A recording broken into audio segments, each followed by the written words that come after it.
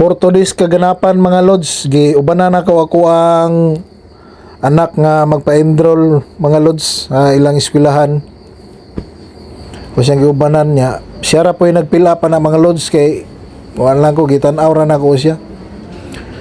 Pagkahuman ni mga lods, pauli na ko ani mga lods kay kuha na po na ko akong kinamanghuran nga anak niya nagbrigada sa amin dito mga lods sa ilang eskwelahan kay di man ma-enroll og dili magbrigada. Kuno nagbrigada kung anak mga lods gipasilig pa ni siya diha nya paghuman tagaan na mi og katong for mga lods mga human na mig brigada mo na pa-enroll na mi ani mga lods. Pagkahapon mga lods ako na po yung nagbrigada sa balay mga lods, nag-grass cutter ko kay perting tagasa na sa mga sagbot mga lods kay street si ulan diri mga lods.